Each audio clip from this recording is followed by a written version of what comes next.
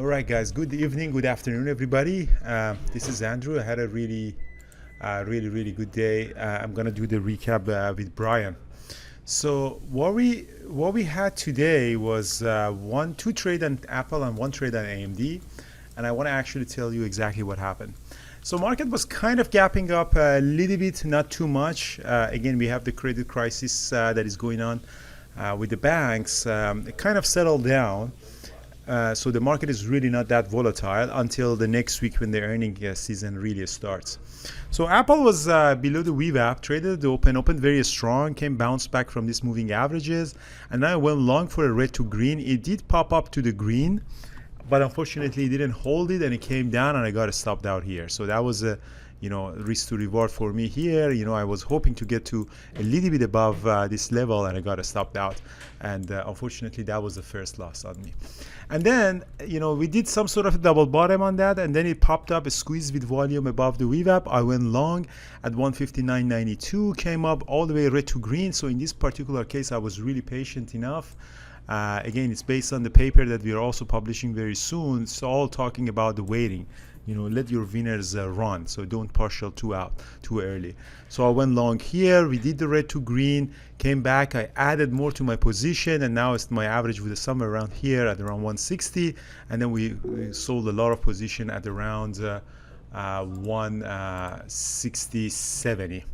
And then it came, tested a little bit, and then I got out the rest of my position here. So a majority of my profit taking really was around 167. So that was a very decent trade. So essentially one loss, and I had this fairly big win on it that not only covered the loss but also covered the profit on that really well. And then it was just around this time, RD at around 10:12.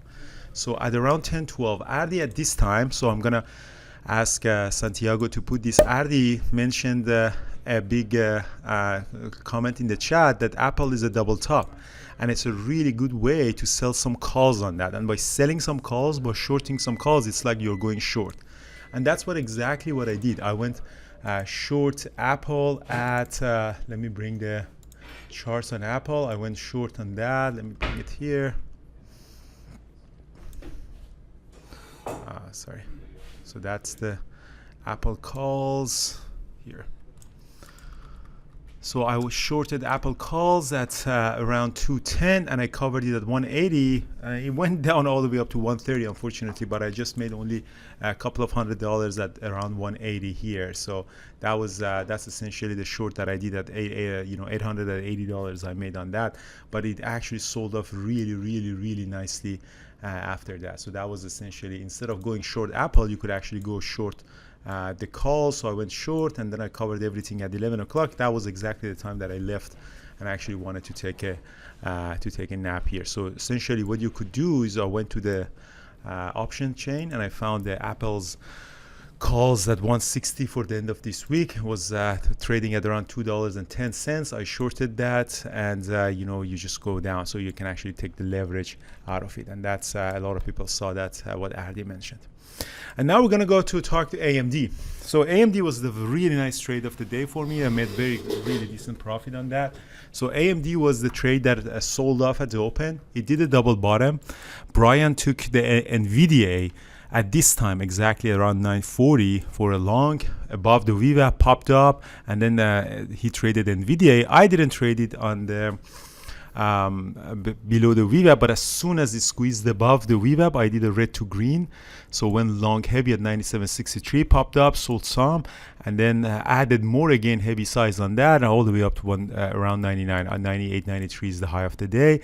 And then on this drop, I got out, I stopped out pretty much at everything. So that was a very big trade, very big position, and that was my biggest win of the day. And after that, I really let trading go. So Brian did exactly the same trade but on Nvidia, but he traded earlier here, so right around here. Brian, you're here, maybe you can mention what you did. I'm actually showing Nvidia. No. Nvidia's been really on fire. It's been one of those stocks that's just been, every day it seems to pull, go up. pullbacks get bought. So, we saw that pullback at the open, and we just sort of waited, and it did the pullback. It kind of popped up, pulled back again, and I just watched it. I was watching it holding that level right there, and I thought, okay, I can take an entry there. I can have a tight stop, so I know where my risk is, and and that's the great thing about double bottoms. You can always, if it starts to fail, you're wrong on the trade and you get out. And in this case, it started to push back up again, and it pushed right back up through the VWAP nicely. So, yeah, that was basically what I saw with the trade, and it worked out quite well. So that was kind of the nutshell of it. Yep.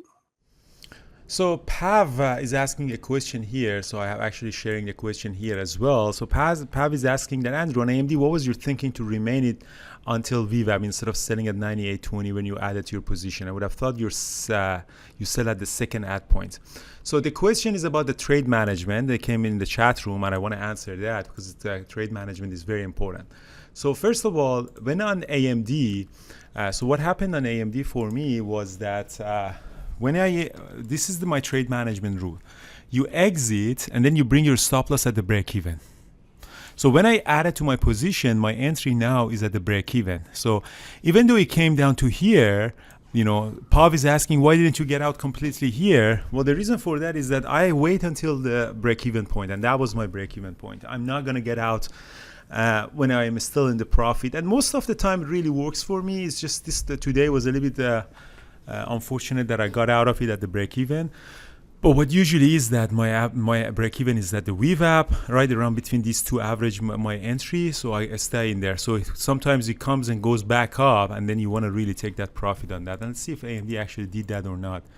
Actually, AMD never did that, so AMD sold off after that. But that's my really break-even point.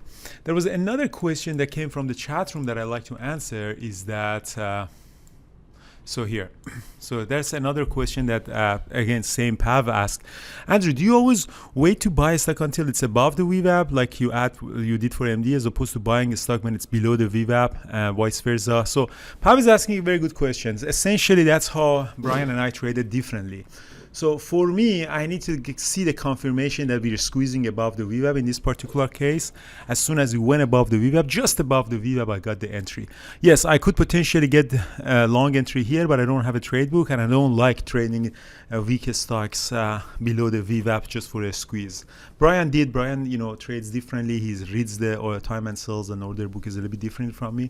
But for me, I need to see this big candlestick squeeze above the VWAP. Otherwise, I wouldn't trade that. Same as Apple, again, exactly same as Apple. I see this huge squeeze coming through the VWAP with moving averages, through the moving averages, and that's why I got in there. Anything from you, Brian? Yeah, no, it's exactly as you said. I mean, it's just a different approach. Some people will wait for confirmation. You can take a small size on a double bottom as another alternative. You can take a small size on a double bottom, add to your position when you do get that confirmation of the break through the VWAP as well. So, it can be a combination of both what you and I did together. I didn't add on that trade. I probably should have, but, I was happy to try to take the double bottom and just look for a, very, very small risk on it. All right. Thank you so much, guys. It was a great trading day. It was really, really good trading day. I think we're going to have, this week might be a little bit slow, but next week the banks start earnings. Everybody's watching banks earnings, heading to the recession. And I think the volatility really comes again next week. And it's very, very exciting. Have a good day, guys, and see you guys in the community.